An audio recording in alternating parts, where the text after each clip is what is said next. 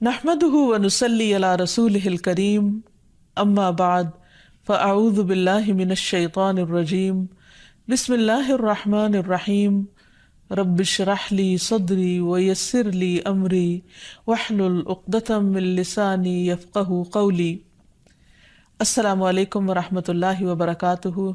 ناظرین، آج ہم پروگرام دعا کیجئے کے ساتھ آپ کی خدمت میں حاضر ہیں اور ہم انشاءاللہ رزق کی کشادگی کے بارے میں دعاؤں کے متعلق بات کریں گے۔ حقیقت یہ ہے کہ رزق کے سارے خزانے اللہ سبحانہ وتعالیٰ کے پاس ہیں اور اللہ سبحانہ وتعالیٰ اپنی ساری مخلوق کو رزق دے رہا ہے اور ہر طرح کا رزق دے رہا ہے، اور پھر بھی اس کے خزانوں میں کمی نہیں واقع ہوتی۔ ایک حدیث قدسی میں آتا ہے، اللہ تعالیٰ فرماتے ہیں کہ اے تمام جن و انس، اولین و آخرین، اگر تم سب کے سب ایک چٹیل میدان میں، کھلے میدان میں اکٹھے ہو جاؤ اور پھر سب اپنی حاجات مجھ سے مانگو، اپنی ضروریات مجھ سے طلب کرو اور میں تم سب کو وہ عطا کروں جو تمہیں چاہیے،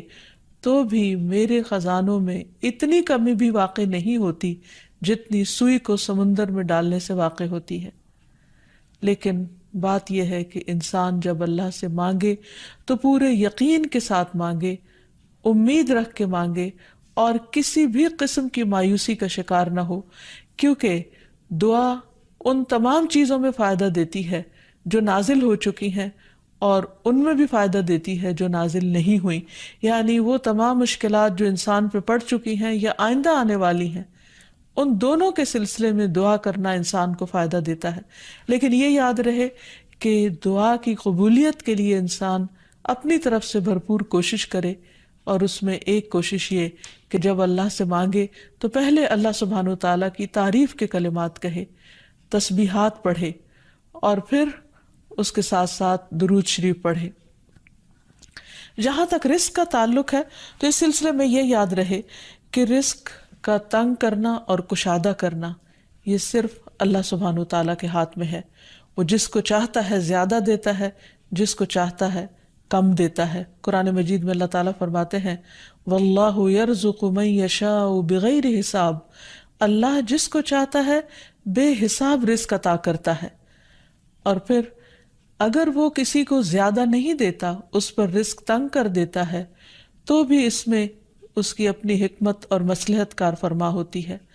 بعض لوگوں کو رزق کی زیادتی نقصان دیتی ہے اور بعض لوگوں کو رزق کی کمی فتنے اور مشکل میں ڈال دیتی ہے کہ ان کے ایمان جانے کا خطرہ ہوتا ہے۔ اسی طرح بعض کو رزق کی کشادگی اللہ کی یاد سے غافل کر دیتی ہے، یعنی انسان مختلف مزاج کے ہوتے ہیں، تو اللہ تعالیٰ چونکہ بندوں پر مہربان ہے، وہ جانتا ہے کہ کس بندے کے ساتھ اسے کیسا معاملہ کرنا ہے، کسے زیادہ دینا ہے اور کسے کم دینا ہے۔ اس لیے ہمارے معاملے میں اللہ تعالیٰ کا جو بھی فیصلہ ہو اسے بخوشی قبول کر لینا چاہیے اور اس کے ساتھ ساتھ اس سے اچھی امید رکھنی چاہیے۔ رزق کے سلسلے میں یہ بات بھی یاد رہے کہ اگر کبھی رزق میں تنگی ہو رہی ہو تو ہو سکتا ہے کہ اس تنگی پر صبر کرنے کی وجہ سے انسان کے اتنے درجات بلند ہو جائیں کہ بہت بڑی بڑی نیکیاں بھی اس کے مقابلے میں ہیچ ہوں۔ پھر اسی طرح بعض اوقات انسان کے لیے ناشکری رزق کی تنگی کا ذریعہ بن جاتی ہے، تو اس سے بھی انسان کو پرہیز کرنا چاہیے۔ خواہ انسان کے پاس تھوڑا ہی ہو تو بھی اس پر اللہ تعالیٰ کا شکر ادا کرنا چاہیے، کیونکہ اللہ تعالیٰ کا وعدہ ہے لَإِن شَكَرْتُمْ لَأَزِيدَنَّكُمْ، اگر تم شکر ادا کرو گے تو میں تمہیں اور زیادہ عطا کروں گا۔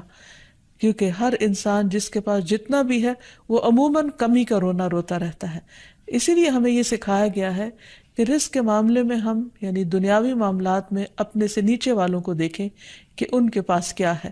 تو انسان کے پاس جو کچھ بھی ہو انسان اس پر راضی ہو سکتا ہے، مطمئن ہو سکتا ہے، خوش ہو سکتا ہے اور اللہ تعالیٰ کا شکر گزار ہو سکتا ہے۔ اور یہ ہمیشہ یاد رکھے کہ اصل میں الرزاق تو اللہ تعالیٰ ہی ہے۔ اس لیے جب بھی رزق کے معاملے میں کسی بھی قسم کی کوئی مشکل ہو، اونچ نیچ ہو، تو فوراً اللہ تعالیٰ کی طرف انسان رجوع کرے اور اللہ تعالیٰ سے خوب خوب دعائیں کرے، کیونکہ وہ دعاؤں کا سننے والا ہے، قریب مجیب ہے، بہت قریب ہے اور ہر بات کا جواب دیتا ہے۔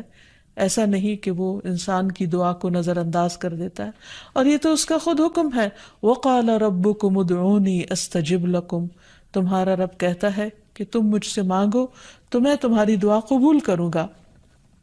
تو ہمیشہ ہمیں یہ یاد رکھنا چاہیے کہ رزق کی کنجیاں اللہ تعالیٰ کے پاس ہیں۔ فرمایا لَهُ مَقَالِيدُ السَّمَاوَاتِ وَالْأَرْضِ يَبْسُطُ الرِّزْقَ لِمَن يَشَاءُ وَيَقْدِرُ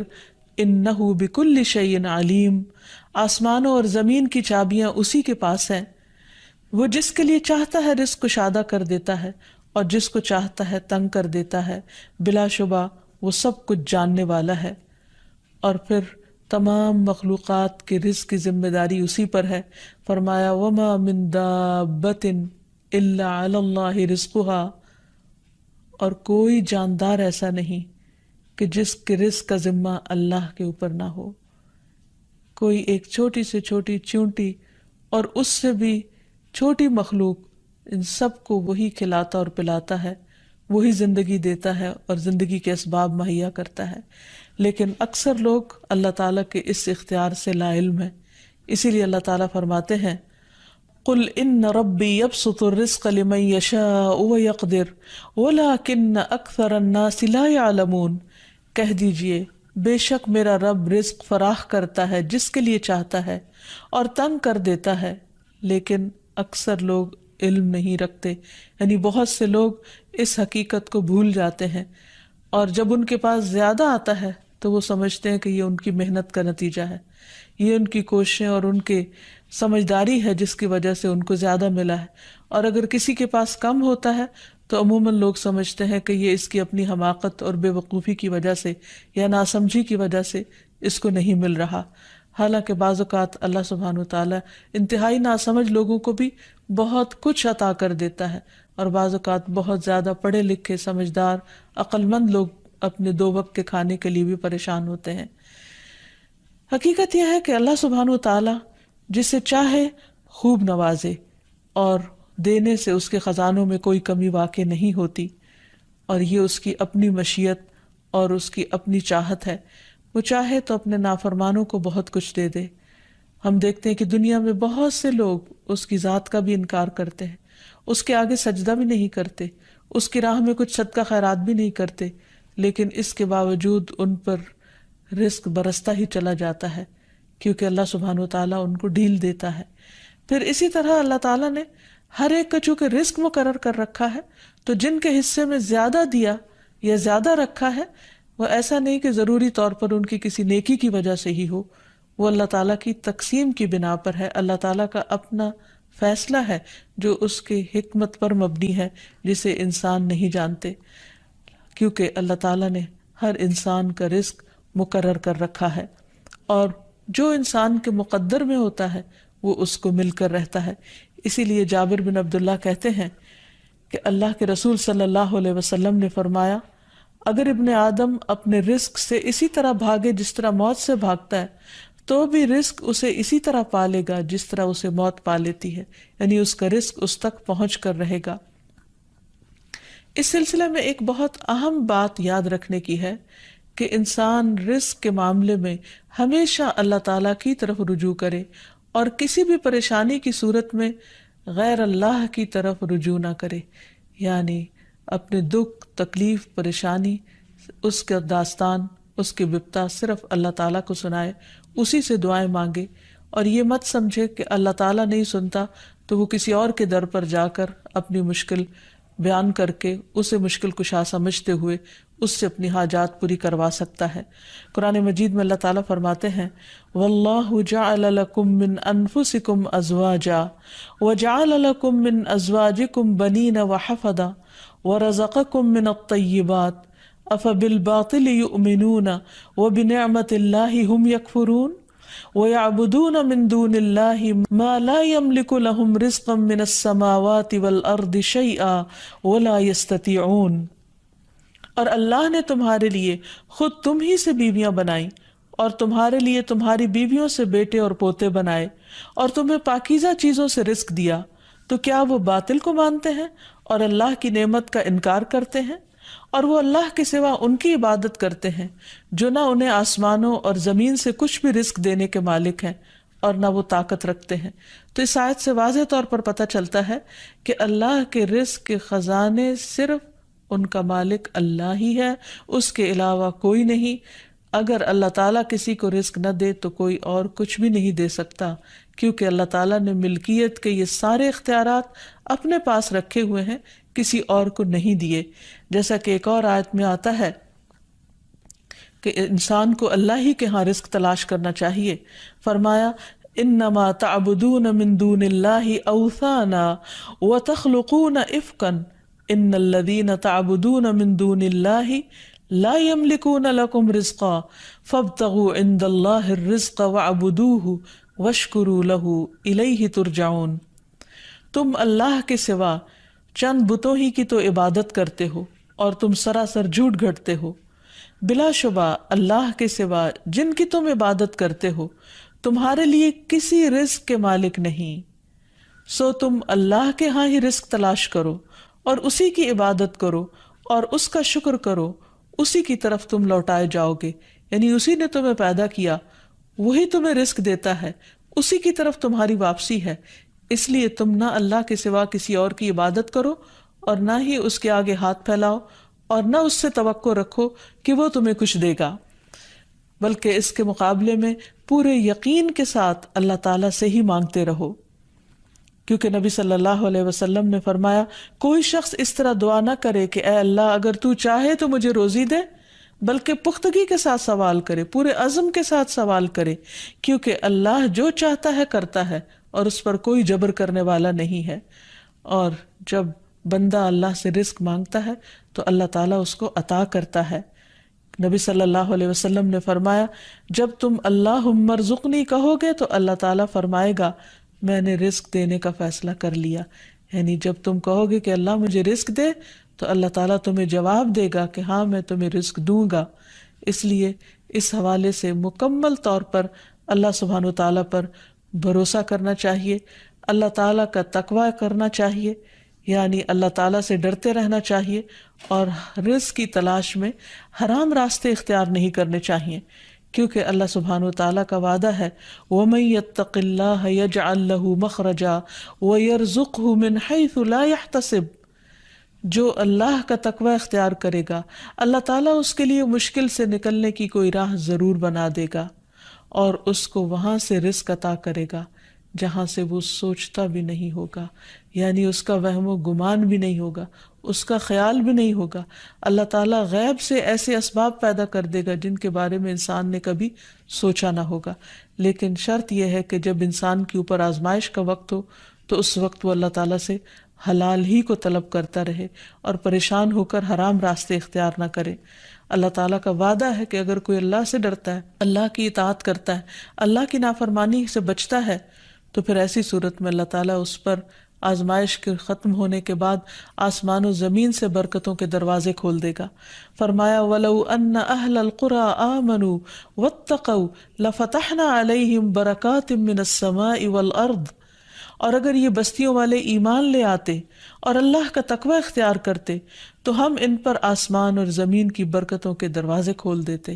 یعنی اللہ تعالیٰ ان دروازوں کو بند کر کے آزماتا ضرور ہے، لیکن وہ دیکھتا یہ ہے کہ بندہ کرتا کیا ہے، اور جب بندہ اللہ کی اطاعت ہی کا عزم دل میں رکھتا ہے تو اللہ تعالیٰ اپنی رحمت عام کر دیتا ہے۔ پھر یہ کہ انسان کو اللہ کی تقسیم پر راضی رہنا چاہیے، اگر اپنے سے زیادہ کسی کو ملا ہے تو اس پر حسد نہیں کرنا چاہیے، اور اگر اپنے سے کم کسی کے پاس ہے تو اس کے اوپر اس کو حقیر نہیں سمجھنا چاہیے، بلکہ انسان کی قدر کرنی چاہیے اور ہمیشہ یہ سوچنا چاہیے کہ اس کو مجھ سے زیادہ دینے والے کو بھی دینے والا رب ہے، مجھے بھی میرے رب نے ہی دیا ہے، اور جس کے پاس کم ہے اس کا بھی مالک وہی ہے۔ اور یہ بھی انسان یاد رکھے کہ انسان جب حرام سے بچتا ہے، غلط راستوں سے بچتا ہے، اللہ تعالیٰ کی فرما برداری کرتا رہتا ہے، اس کا شکر ادا کرتا رہتا ہے، تو اللہ تعالیٰ اس کو حلال طریقوں سے بھی رزق عطا کرتا ہے۔ حدیث میں آتا ہے کہ رزق کی تلاش میں میانہ روی اختیار کرو، یعنی بہت ڈیسپریٹ نہ ہو جاؤ، اللہ تعالیٰ ضرور دروازہ کھولے گا۔ کہیں ایسا نہ ہو کہ رزق کا مؤخر ہونا یعنی ڈیلے ہونا تمہیں اس بات پر اکسا دے کہ تم اللہ تعالیٰ کی نافرمانیاں کرنے لگو، یعنی نافرمانی کے ذریعے اس کا رزق تلاش کرو۔ یاد رکھو جو کچھ اللہ تعالیٰ کے پاس ہے وہ اس کی اطاعت سے ہی حاصل کیا جا سکتا ہے۔ اور اس سلسلے میں خصوصی طور پر استغفار بہت کارآمد ہے کہ انسان اپنے گناہوں کی معافی مانگتے ہوئے اللہ تعالیٰ سے رزق کے لیے دعا کرے، پھر اسی طرح رشتہ داروں کے ساتھ اچھا سلوک کرے، کیونکہ نبی صلی اللہ علیہ وسلم نے خاص طور پر یہ بات فرمائی ہے کہ جو شخص یہ چاہتا ہے کہ اس کی عمر دراز ہو اور اس کے رزق میں وسعت ہو تو اسے چاہیے کہ وہ صلہ رحمی کرے، یعنی اپنے رشتہ داروں کے ساتھ اچھا سلوک کرے۔ یعنی جس نیکی کا اجر انسان کو دنیا میں بہت جلد مل جاتا ہے، ان میں سے بہت اہم نیکی صلہ رحمی ہے، والدین کے ساتھ حسن سلوک ہے۔ ایک حدیث میں آتا ہے کہ کچھ گھرانوں کے لوگ جو فاسق و فاجر بھی ہوتے ہیں، لیکن جب وہ صلہ رحمی کرتے ہیں تو اس کی بنا پر ان کے مال بڑھ جاتے ہیں، یعنی رشتہ داروں کے ساتھ اچھے سلوک کی وجہ سے ان کے مال میں اور اضافہ ہو جاتا ہے اور ان کے افراد کی کثرت ہو جاتی ہے۔ پھر انسان ہمیشہ یہ یاد رکھے کہ مال دینے سے بڑھتا ہے، صدقہ خیرات مال میں اضافے کا ذریعہ بنتا ہے۔ پھر اسی طرح خرید و فروخت میں سچ بولنا مال میں برکت پیدا کر دیتا ہے اور جھوٹ مال کی برکت کو اٹھا دیتا ہے۔ اور پھر خاص طور پر انسان رزق کے لیے دعائیں کرتا رہے، کیونکہ سارے خزانے تو اللہ کے پاس ہیں، وہ جب جس کو جتنا چاہے عطا کر سکتا ہے۔ اس کے لیے نبی صلی اللہ علیہ وسلم کی سکھائی ہوئی مسنون دعائیں بہت ہی بہترین ہیں۔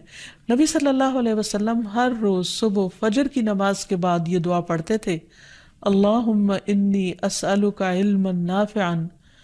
ورزقا طیبا وعملا متقبلا۔ اے اللہ، میں تجھ سے علم نافع، طیب رزق یعنی پاکیزہ رزق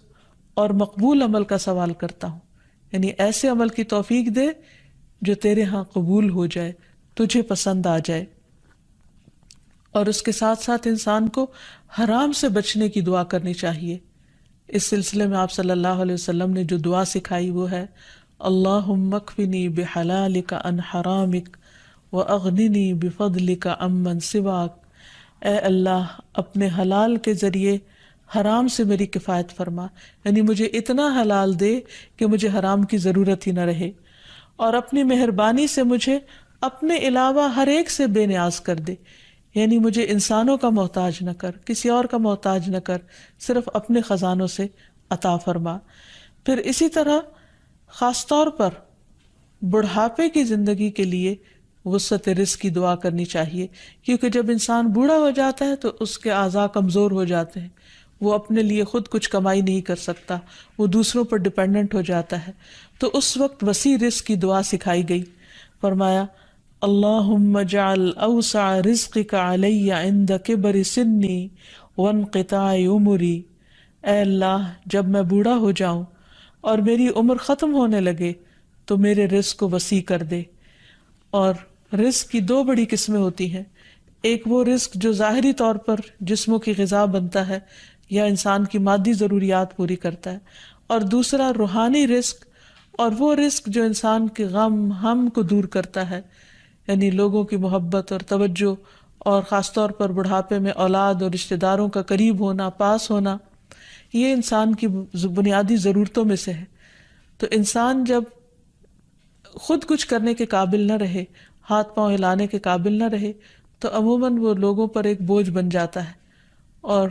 یہ چیز انسان کے لیے بہت پریشانی کا باعث ہوتی ہے۔ انسان جب جوان ہوتا ہے، بہت کچھ کما رہا ہوتا ہے، تو سب اس کو لک فارورڈ کرتے ہیں، سب اس سے محبت کرتے ہیں، سب اس کے پیچھے جاتے ہیں، کیونکہ اس کی ذات سے لوگوں کو فائدہ پہنچتا ہے۔ لیکن بڑھاپے میں انسان اس طرح فائدہ نہیں پہنچا سکتا، تو پھر انسان کے لیے پریشانی ہوتی ہے، اور اسے تنہائی کا احساس بھی ہونے لگتا ہے، اور اس کے لیے انتہائی اذیت کے دن ہو جاتے ہیں۔ وہ اپنے حسین ماضی کو بھی یاد کرتا ہے، کامیاب زندگی کو بھی یاد کرتا ہے، اور اپنے مستقبل کو بھی دیکھتا ہے کہ موت قریب آ لگی ہے۔ تو ایسے میں یہ دعا بہت فائدہ مند ہے کہ اے اللہ، جب میں بوڑھا ہو جاؤں اور میری عمر ختم ہونے لگے تو میرے رزق کو وسیع کر دے۔ اور جب انسان کے پاس اپنی ضرورت کا ہوتا ہے بڑھاپے میں بھی، تو انسان یکسوئی کے ساتھ اللہ سبحانہ وتعالیٰ کی عبادت اور زیادہ کر سکتا ہے۔ اسی طرح اپنے لیے اور اپنی اولاد کے لیے وسیع رزق کی دعا کرنی چاہیے، جیسے ابراہیم علیہ السلام نے دعا کی تھی، ربنا انی اسکنت من ذریتی بواد غیر ذی زرع عند بیتک المحرم ربنا لیقیموا الصلاة فاجعل افئدة من الناس تہوی الیہم وارزقہم من الثمرات لعلہم یشکرون۔ اے ہمارے رب، بے شک میں نے اپنی کچھ اولاد کو اس وادی میں آباد کیا جو کسی کھیتی والی نہیں، تیری حرمت والے گھر کے پاس، اے ہمارے رب، تاکہ وہ نماز قائم کریں۔ سو کچھ لوگوں کے دل ایسے کر دے کہ ان کی طرف مائل رہیں، اور انہیں پھلوں سے رزق عطا کر تاکہ وہ شکر ادا کریں۔